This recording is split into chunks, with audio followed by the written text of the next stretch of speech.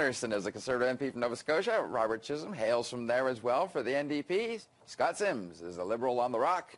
And Green Party leader Elizabeth May rounds out the table. Welcome to you all. Thanks, all right, Scott, you heard the Prime Minister. He says your guy shouldn't be trusted, that he's going to play bait and switch, and I'm just wondering how your leader should respond to this sort of thing, given he's not going to throw mud on the other leaders, he says. Because he threw out everything that we did back in the 90s about balanced budgets and so on and so forth. I don't think so. I think in his case, I mean, he's forgetting one very important thing. The priorities are wrong in this particular situation. What he forgets to tell you is that this is the Prime Minister that raised the age for old age security from 65 to 67. That in and of itself, the most vulnerable seniors are going to lose on individually $28,000. Then he turns around and decides to increase what is for the TFSAs. Now, I understand what they're saying about, oh, most people invest in this salary range, 40, 60,000, that sort of thing. But what they're doing is they're adding on top of these people don't take the full, right to the max, as far as contributions are concerned. So what he's doing is extending the part where only the rich can take advantage of. It's a shell game that goes on, and what he's doing is he's not highlighting where we would put our priorities. But Robert Chisholm, your leader's lumped into the attack strategy on these. You're going to be the people that undo all the good tax breaks and put in your own evil plans. I mean, what do you say to that? I mean, this is clearly going to be a narrative that's going to keep going for the next 6 months. Well, what we said, you know, about this budget is the fact that the income splitting benefits the wealthy, 15% of our population. That we would rescind that. In terms of TFSAs, we've said that we understand that the middle class are using the TFSAs up to the 5,500 that now exist. We don't need to go to 10,000 because, again, that's benefiting those people that have more disposable income. You know, the Prime Minister, as Scott said, the Prime Minister has cost low-income seniors $11 billion by extending the enrollment age for OAS out to 67.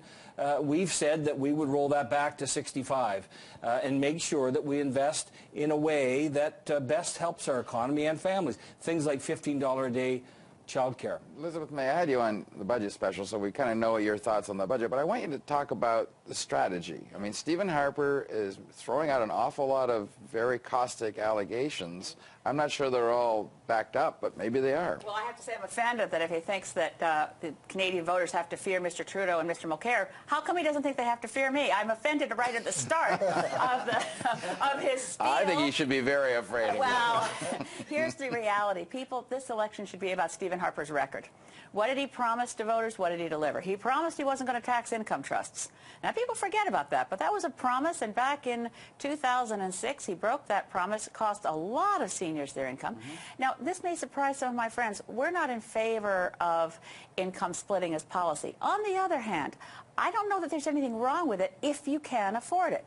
What Harper has done is to cut into taxes and to the very richest multinational corporations. I mean, it's wonderful for average Canadians to feel, I've got a bit more money. On the other hand, if your roads are falling apart, if your waterworks are going to need billions of dollars of fixing up, if you don't know that your health care is going to be good, and let's face it, we don't just have a divide here that Stephen Harper is trying to accentuate between the rich and the poor, but between seniors and younger Canadians, between families trying to make ends meet. We really have to have a budget that works for everybody across generations, and we have to be able to afford it, which means, I'm going to say it out loud, we need to actually raise taxes in some areas, particularly to the largest corporations. All right, so Stephen Harper's got it right on one party anyway. They all want to raise taxes. I'm just kidding. But seriously, this is a very early days, and the attack is clearly on. Do you think this is the narrative that's going to carry right forward into the election? Well, we brought forward a budget that's been well received by literally millions of Canadians, stakeholder after stakeholder after stakeholder, seniors groups, small business groups, Canadian Federation of Independent Business, all support this budget.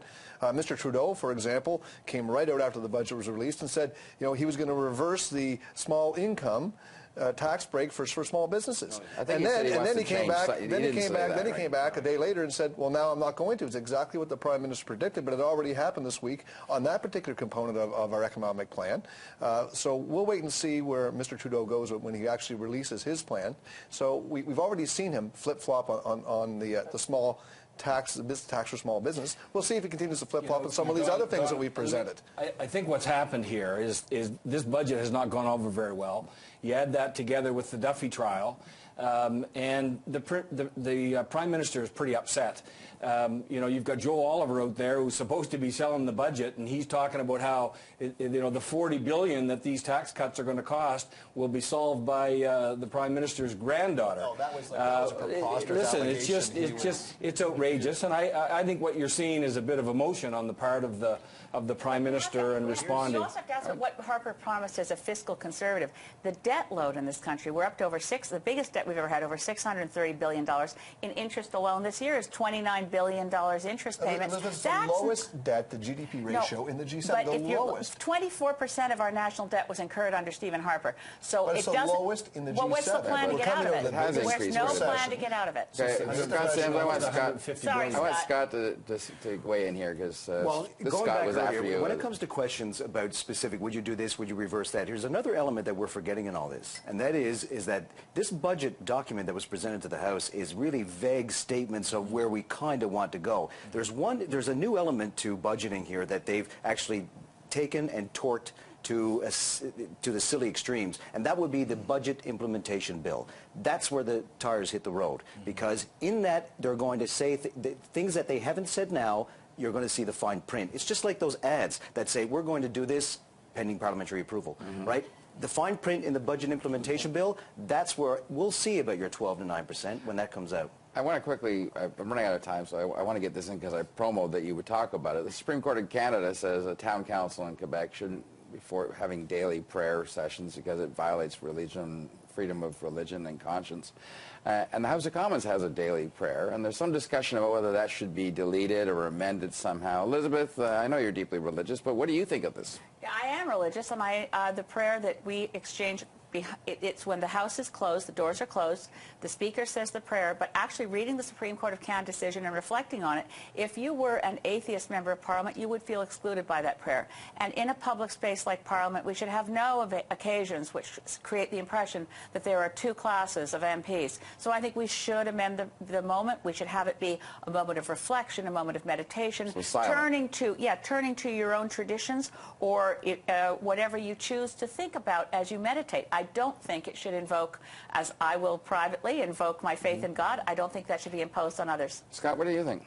Well, as Elizabeth is, I'm a religious person as well. I like to take that moment when the doors are closed in Parliament to have the opportunity to make my prayers. But it is silent, and you do have the opportunity as a member of Parliament, no matter what your beliefs are, to meditate or to not. So it's a voluntary thing. It's behind closed doors. So I don't think right now it's a priority for us to change the standing orders in regards to prayer at this moment.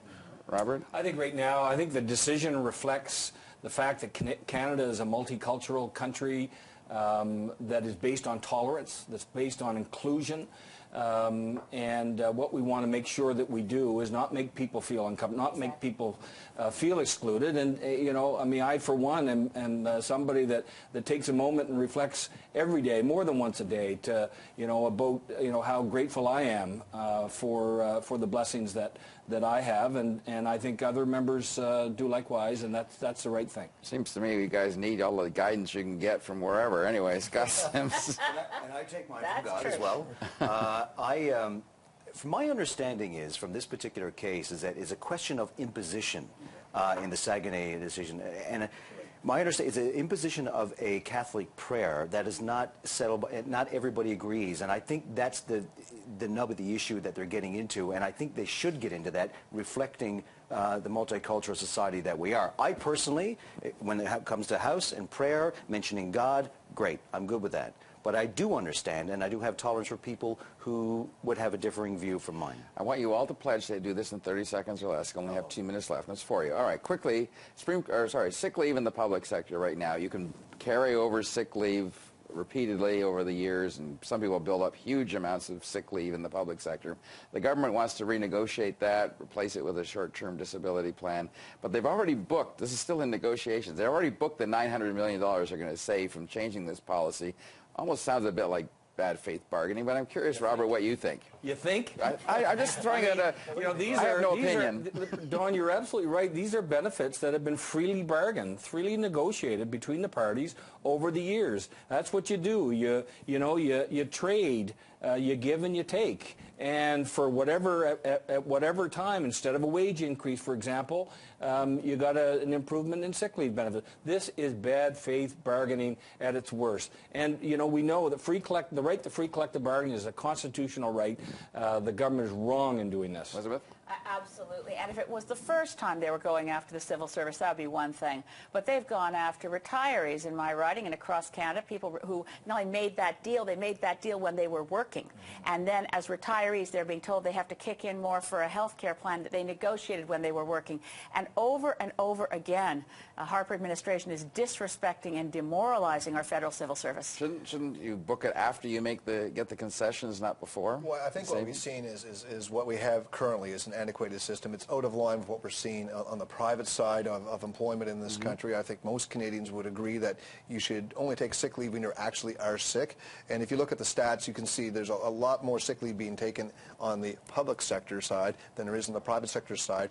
And also, many of these people in the public service don't have enough days built up so that they can actually support a short-term disability.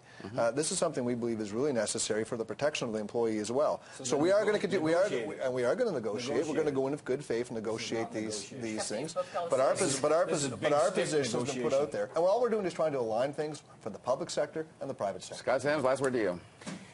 For the last 2 years, they've been verbally abusing, in my opinion, the idea of big union bosses, particularly with your party. They spent 2 years creating that narrative about how unions are bad. Now they get into a situation where even the minister is saying that this is written in stone.